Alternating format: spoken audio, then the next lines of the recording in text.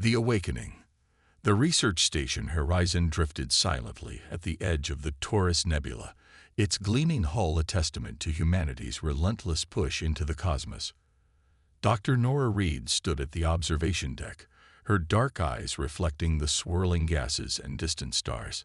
Something about the recent readings from Callisto AX, a seemingly unremarkable moon orbiting a gas giant, had been keeping her awake for days. "Dr. Reed, you need to see this." Alex Mercer, her assistant, rushed into the room, tablet in hand. "The subsurface scans are showing something impossible." Nora took the tablet, her brow furrowing as she studied the three-dimensional rendering. Beneath kilometers of ice and rock lay a perfectly symmetrical structure, its geometric precision defying natural formation. "That's not natural," she whispered, fingers zooming in on the anomaly. "And it's definitely not human." Within hours, Nora led an expedition to the moon's surface. Their shuttle descended through the thin atmosphere, landing on a desolate plain of gray dust and rock. The excavation team worked tirelessly, cutting through the ancient crust with precision lasers until they reached a material that caused their equipment to malfunction. "It's absorbing our energy signatures," Nora observed, running her hand along the impossibly smooth surface. "And it's warm to the touch, despite being buried for what must be millions of years." When they finally breached the outer shell, they found a chamber bathed in soft blue light that pulsed as if alive. In the center floated a crystalline structure, suspended in what appeared to be its own gravitational field. Intricate symbols scrolled across its surface in an endless dance. "Don't touch it," Alex warned, but Nora was already reaching out, her scientific curiosity overwhelming caution. The moment her fingers made contact, the crystal flared with blinding intensity. Nora collapsed to her knees as information flooded directly into her mind, not through her eyes or ears, but as if downloaded directly into her consciousness. She saw Earth from space, watched massive ships descend upon ancient human settlements. She witnessed laboratories where alien beings manipulated human DNA with surgical precision, deactivating certain genes, limiting neural pathways, constraining potential. "They've been hobbling us," she gasped as the team gathered around her trembling form. "All of human history, we've been genetically capped, deliberately held back from what we could become." The return journey to Horizon was tense with the weight of their discovery. Nora's mind raced with implications, processing information at speeds that should have been impossible. She found herself completing complex calculations without conscious thought, perceiving electromagnetic fields around the shuttle's engines, sensing the thoughts and emotions of her team members. The crystal wasn't just a data storage device, she explained to the station's commander. It was a key, designed to unlock what was taken from us. Before they could broadcast their findings to Earth, an unidentified vessel appeared near the station. It materialized without warning, its design unlike anything in human records, curved and asymmetrical, seeming to bend light around its hull. "Greetings, inhabitants of Research Station Horizon," came a melodic voice over their communication system. "We are representatives of the Veil, guardians of galactic harmony. We have detected a breach of Protocol 7539. Prepare for inspection." Commander Jackson ordered defensive measures, but the station's systems responded sluggishly, as if being overridden. Nora felt a presence probing at her mind, searching for something. "They're after the crystal's information," she realized. "They know what I've seen." As the alien ship docked, Nora and Alex flowed to the lower levels, carrying data drives containing their findings. The beings that emerged from the ship moved with unnatural grace. Tall, slender forms with silvery skin that rippled like liquid metal, their eyes large and entirely black. "You do not understand what you have discovered," one of them announced, addressing the station crew. "For the safety of all sentient life, certain knowledge must remain contained. The limitations placed upon your species were necessary and merciful." From her hiding place, Nora watched as the aliens systematically searched the station, detaining crew members for evaluation. Through her newfound abilities, she sensed their true intentions, not mere containment of information, but complete erasure of all evidence and memory of the discovery. "We need to get this to Earth," she whispered to Alex. "Humanity deserves to know the truth." Using maintenance tunnels, they reached the emergency shuttle bay. Alex programmed a course for Earth while Nora created diversions throughout the station, using her growing telekinetic abilities to move objects remotely, triggering alarms in distant sections. As their shuttle broke away from horizon, Nora watched the station grow smaller through the viewport. A strange energy pulse emanated from the alien vessel, enveloping the research station. When it dissipated, Horizon appeared unchanged. But Nora knew that inside, memories had been altered, evidence destroyed. Their small craft raced toward Earth, but the journey would take weeks even at maximum speed. During that time, Nora's transformation accelerated. Her mind expanded beyond normal human limitations, accessing knowledge she had never learned. Her body changed too. Cellular regeneration increased, senses sharpened, muscles densified without adding bulk. "It's like the crystal initiated a cascade effect," she explained to Alex, who had begun showing similar changes after examining the data. "The suppressed genes are reactivating, and it's spreading through some kind of quantum entanglement."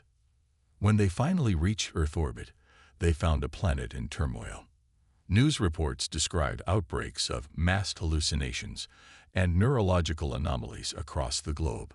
People were developing abilities that defied explanation: enhanced intelligence, telekinesis, spontaneous healing, sensory perception beyond normal parameters. "It's spreading," Alex realized. "Somehow, what happened to us is happening worldwide." Before they could dock at the orbital station, they were intercepted by unmarked military vessels. Nora sensed familiar presences aboard. Not humans, but the same beings who had taken Horizon. "They have agents on Earth," she realized. "They'd been here all along, maintaining our prison." Using her new abilities, Nora cloaked their shuttle from sensors and navigated to a secondary landing facility in the Atacama Desert, where they were met by a group of individuals who had been expecting them. "We've been waiting for you, Dr. Reed," said Dr. Elena Vasquez, a neurologist whose eyes held the same awareness that Nora now possessed. "We are the awakened. For generations, we've sensed that humanity was being constrained, though we never had proof until now." In their underground facility, Nora met others like Elena: scientists, soldiers, artists, ordinary people from all walks of life who had spontaneously developed extraordinary abilities. They had formed a global network, communicating telepathically across vast distances, sharing information, and protecting one another from the shadowy forces that sought to contain them. "The beings call themselves the Veil," Elena explained. "They've appointed themselves as guardians of galactic development, deciding which species are ready for advancement and which must be controlled. Humanity was deemed too unpredictable, too adaptable, potentially too dangerous. Through their combined abilities, they pieced together the full picture. Millions of years ago, the Veil had identified Earth as a planet with exceptional evolutionary potential. Fearing the emergence of a species that might challenge their dominance, they had implemented genetic restrictions that limited human development, constraints that required periodic reinforcement throughout history. "That's why they've remained involved," Nora said, understanding dawning. "The suppression isn't permanent. It needs maintenance. They'd been posing as gods, as angels, as aliens, manipulating our development while keeping us docile. As more humans awakened worldwide, the Veil's response grew increasingly desperate. Strange atmospheric phenomena signaled the arrival of massive ships in high orbit. Communication systems experienced interference.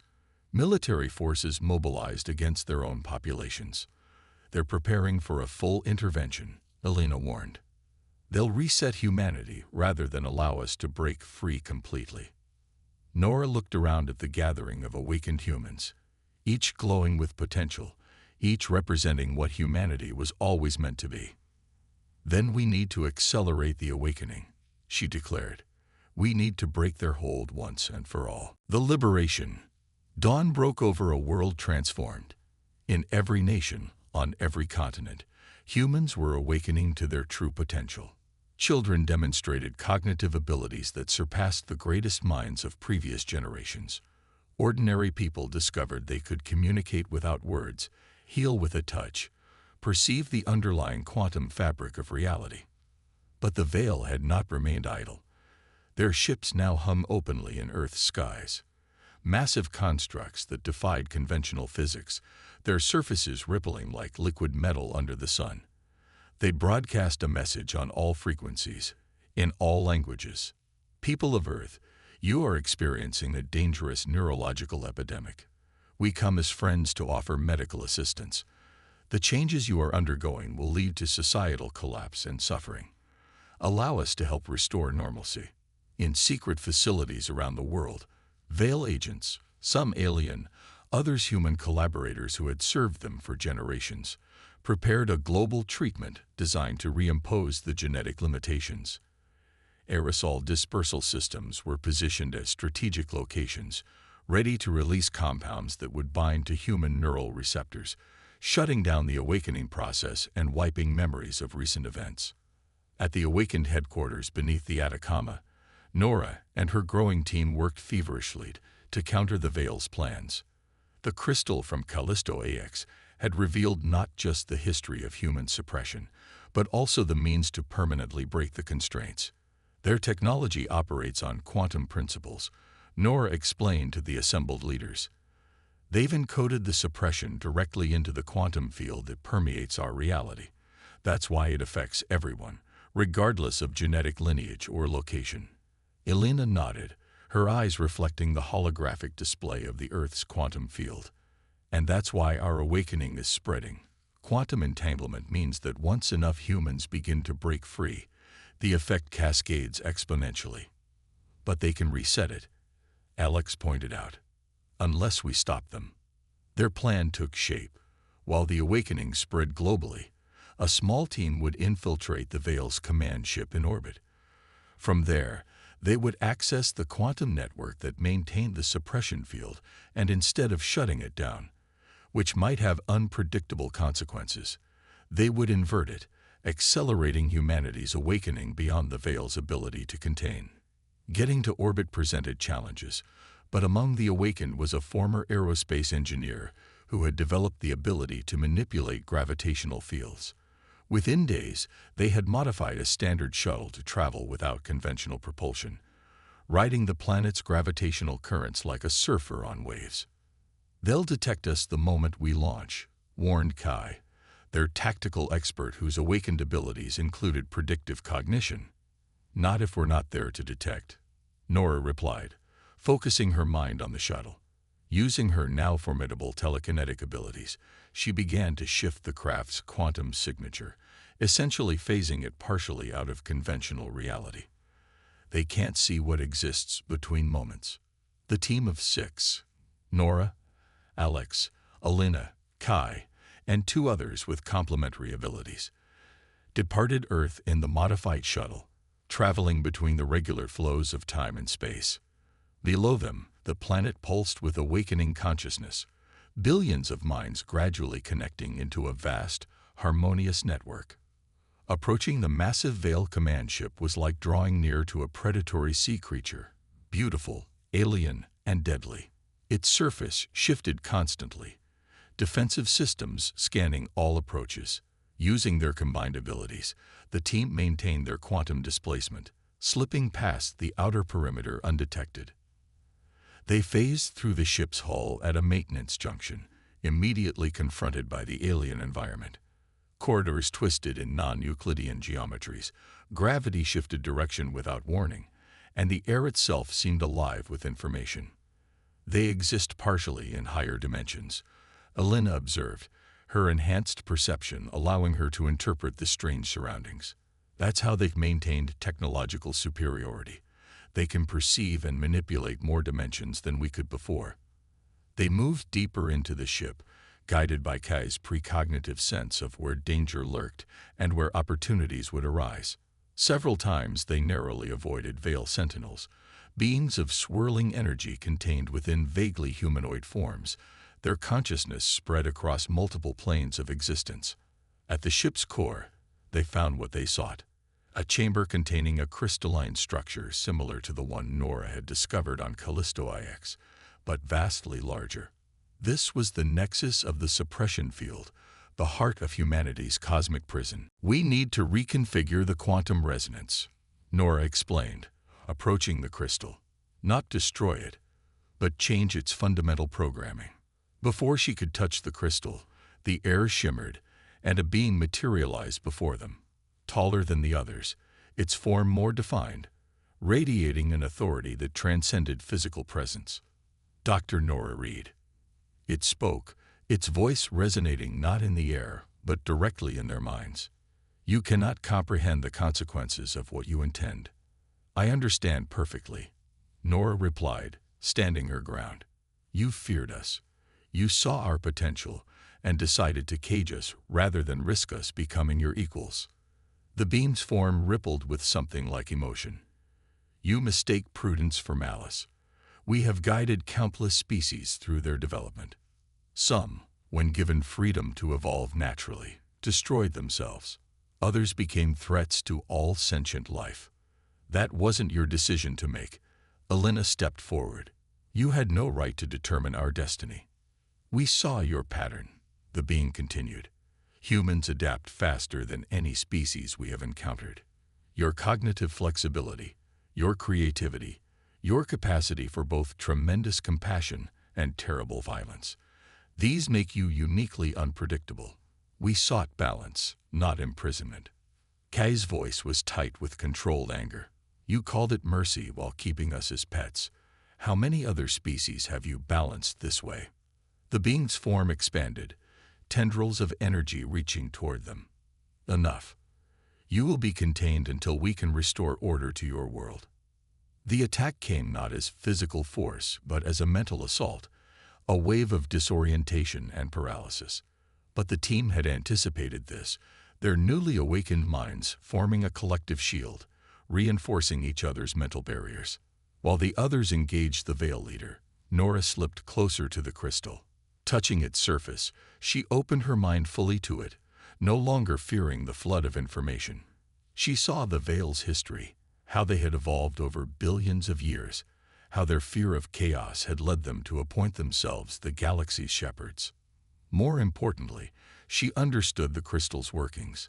It wasn't simply technology, but a fusion of matter and consciousness, programmed through intention rather than code.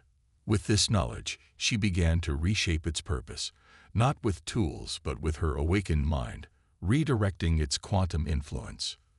The Veil Leader sensed what she was doing and abandoned its attack on the others, lunging toward Nora with a cry that shattered the air.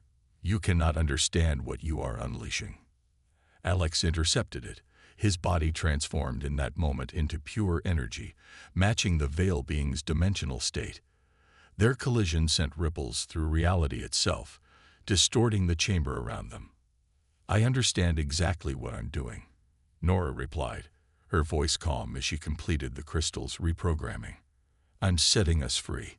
The crystal pulsed once, twice, then emitted a wave of energy that passed through solid matter, expanding outward from the ship at faster than light speed. It washed over Earth first, then beyond, reaching across the galaxy in an instant. In its wake, the suppression field didn't merely dissolve, it inverted, accelerating the awakening process not just for humans, but for all sentient beings the Veil had balanced throughout the galaxy. The Veil Leader collapsed to its knees, its form fluctuating wildly as the crystal's transformation affected it too. "You do not know what you have done," it whispered. "The patterns, the balance." "The balance was a lie," Nora said, kneeling beside the being, feeling not hatred but compassion for a creature who had known only fear for eons. "True balance comes not from control but from freedom, from allowing each being to reach their full potential." As the waves spread across the galaxy, the team returned to their shuttle, leaving the Veil ship in disarray. The other Veil vessels around Earth began to withdraw, their crews experiencing the same awakening as humanity, ancient controls dissolving as they recognized the injustice of their mission. When Nora and her team returned to Earth, they found a planet transformed. The awakening had reached completion, not chaotic or destructive as the Veil had feared, but harmonious. Humanity had transcended not just their genetic limitations, but also many of their historical divisions, their awakened minds naturally seeking cooperation rather than conflict. 6 months later, Nora stood on the same observation deck where her journey had begun, now part of an interstellar diplomatic vessel. Earth had made contact with dozens of other species also freed from Veil control, forming a new galactic community based on mutual respect rather than hierarchy. "Was it what you expected?" Alex asked, joining her at the viewport. Nora watched the stars, sensing the countless awakened minds throughout the galaxy, each unique yet part of a greater harmony. "It's better," she replied. "The Veil feared our potential because they could only imagine it being used as theirs was, for control. They never considered what might happen if potential was matched with compassion." Beyond the viewport, the universe stretched endless and bright with possibility, no longer a place of secrets and shadows, but a frontier open to all who wished to explore it together. "Humanity's true strength was never in our genes," she said softly. "It was in our capacity to imagine something better than what is, and then make it real." The ship accelerated toward the galactic core, where representatives of 100 newly awakened species waited to build a future none of their ancestors could have imagined. A future without limitations, without fear, and without end.